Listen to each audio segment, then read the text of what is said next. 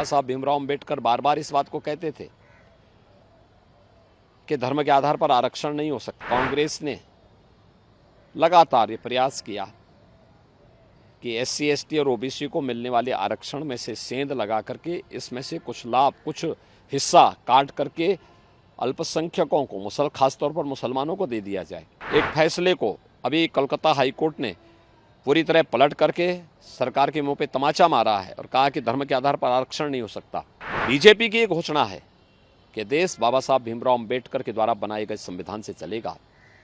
यह देश पर्सनल कानून से नहीं चलेगा और शरिया कानून से भी नहीं चलेगा। राहुल गांधी जब अपनी जनसभाओं में ज्यादातर एक हाथ में अंबेडकर की फोटो और दूसरे हाथ में संविधान की प्रति लेके चल रहे हैं, तो दूसरी तरफ अखिलेश यादव कह रहे हैं कि 4 जून को खुशियां आएंगी। सर, आपकी तरफ से भी कहा गया है कि जो राम भक्त होगा वही सिंहासन पर राज करेगा। आप किस तरीके से देखते हैं विपक्ष के इसको, कॉन्फिडेंस है या ओवर कॉन्फिडेंस है? देखिए, इस संविधान का सबसे ज्यादा माखौल कांग्रेस पार्टी ने और उसके इंडी गठबंधन से जुड़े हुए लोगों ने उड़ाया है और आज भी उड़ा रहे हैं। देश के अंदर स्वतंत्र भारत में अभी संविधान बना ही था, बाबा साहब भीमराव अंबेडकर की भावनाओं के विपरीत जाकर के तत्कालीन कांग्रेस सरकार ने धारा 370 को देश के संविधान में जबरन डालने का काम किया था। देश के अंदर संविधान में जितने संशोधन किए, चाहे अभिव्यक्ति की स्वतंत्रता को कैद करने का कार्य कांग्रेस सरकार के द्वारा पहली ही सरकार में किया गया था और 1975 को कौन नहीं जानता है, संविधान का गला घोंटने का काम इमरजेंसी के माध्यम से कांग्रेस ने ही किया। अन्य अवसरों पर भी कांग्रेस ने कार्य किए। बाबा साहब भीमराव अंबेडकर बार बार इस बात को कहते थे कि धर्म के आधार पर आरक्षण नहीं हो सकता। संविधान सभा में भी और उसके बाद भी उन्होंने इसका विरोध किया, लेकिन कांग्रेस ने लगातार ये प्रयास किया कि एससी, एसटी और ओबीसी को मिलने वाले आरक्षण में से सेंध लगा करके इसमें से कुछ लाभ, कुछ हिस्सा काट करके अल्पसंख्यकों को, खासतौर पर मुसलमानों को दे दिया जाए।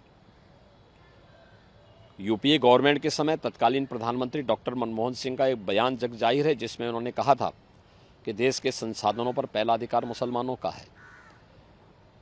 यूपीए सरकार के समय जस्टिस रंगनाथ मिश्रा कमेटी और justice Rajendra Sachar committee SC, ST और ओबीसी की आरक्षण में सेंध लगाने की कुत्सित मंशा के साथ लाई गई थी। कांग्रेस की आंध्र प्रदेश की सरकार ने और कांग्रेस नेतृत्व की कर्नाटक की सरकार ने ओबीसी के आरक्षण को मुसलमानों को बांटने का बंदरबांट भी किया है वहां पे। तो संविधान का सर्वाधिक मखौल कांग्रेस ने और उसके इंडी गठबंधन से जुड़े हुए लोग, चाहे वह समाजवादी पार्टी हो, चाहे वह टीएमसी हो, चाहे वह आरजेडी हो, चाहे वह आम आदमी पार्टी हो, इन्हीं लोगों ने उड़ाया है। और ये लोग लगातार आज भी यही प्रयास कर रहे हैं, इनके द्वारा यही कार्य किया जा रहा है। समाजवादी पार्टी ने 2014-2012 के इलेक्शन में अपने मैनिफेस्टो में इस बात का उल्लेख किया था कि वह मुसलमानों को भी आरक्षण देगी। पीएसी में, उत्तर प्रदेश की पीएसी में 15% मुस्लिम आरक्षण की व्यवस्था घोषणा भी समाजवादी पार्टी ने की थी। समाजवादी पार्टी का जगजाहिर जो चरित्र है, जगजाहिर है। आरजेडी में लालू जी पहले ही बोल चुके हैं कि बिहार के अंदर सभी मुसलमानों को वे आरक्षण का लाभ देंगे। टीएमसी के एक फैसले को अभी कलकत्ता हाईकोर्ट ने पूरी तरह पलट करके सरकार के मुंह पे तमाचा मारा है और कहा कि धर्म के आधार पर आरक्षण नहीं हो सकता। इनका कांग्रेस का मैनिफेस्टो क्या कहता है कि भारत के अंदर पर्सनल लॉ लागू करेंगे। पर्सनल लॉ लागू करने का मतलब तालिबानी शासन।